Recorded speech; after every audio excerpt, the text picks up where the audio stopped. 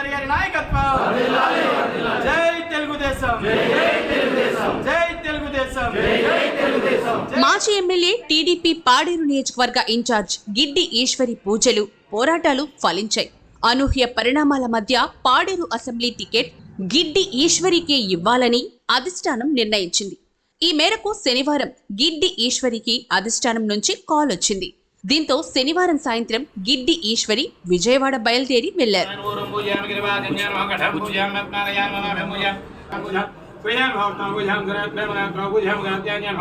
2014లో YSR Congress party నుంచి పాడేరు ఎమ్మెల్యేగా గెలిచిన గిడ్డి ఈశ్వరి 2017లో టీడీపీలో చేరారు. అయితే 2019 ఎన్నికల్లో టీడీపీ తరపున పోటీ చేసి వైసీపీ అభ్యర్థి కొత్తగుల్లి భాగ్యలక్ష్మి చేతిలో ఓడిపోయారు. ఇక తాజా అసెంబ్లీ టీడీపీ అధిష్టానం తనకి సీటిస్తుందని గిడ్డి ఈశ్వరి భావించారు. కానీ చంద్రబాబు మాత్రం కిల్లు వెంకట రమేష్ నాయుడికి సీటిచ్చారు.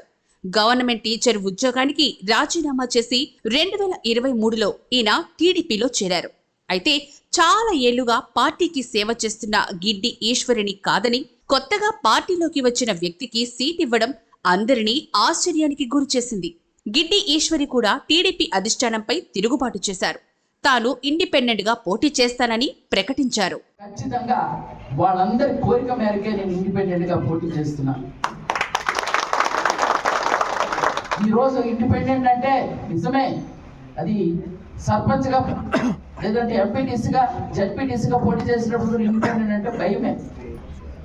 కానీ ఈరోజు ఒక దన్ను ఉంది, మనకి ఒక కసి ఉంది, ఒక ఆశ ఉంది, మనమందరూ కష్టపడేటటువంటి తత్వం మనలో ఉంది.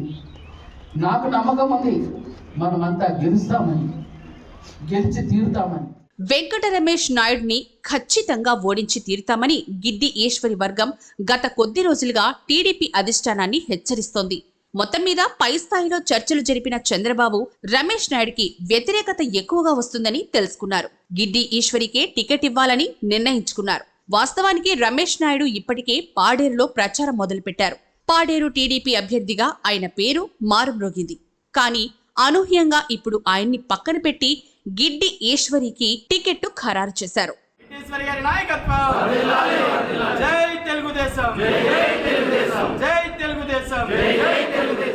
శనివారం విజయవాడ బయలుదేరే ముందు గిడ్డి ఈశ్వరి విలేకరులతో మాట్లాడారు.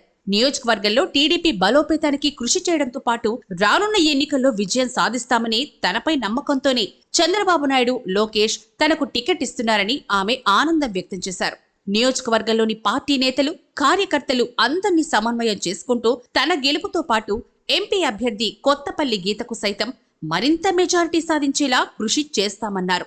పార్టీ శ్రేణులు, నియోజకవర్గ ప్రజలు తనకు మద్దతుగా నిలిచారని, వారికి ధన్యవాదాలు తెలియజేస్తున్నానని చెప్పారు. ఈరోజు ఈ ఆంధ్ర రాష్ట్రానికి చంద్రబాబు నాయుడు గారు చాలా వారు ముఖ్యమంత్రి అయితేనే రాష్ట్రం అభివృద్ధి, సంక్షేమం జరుగుతుంది.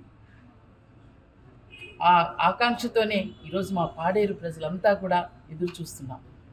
ఈ శుభ సందర్భాన్న వారి జన్మదిన వేడుకల రోజునే ఈరోజు తెలుగుదేశం పార్టీ తరఫున పోటీ చేయడానికి నాకు అవకాశం కల్పించినందుకు చంద్రబాబు నాయుడు గారికి జన్మంతా నేను రుణపడి ఉంటాను.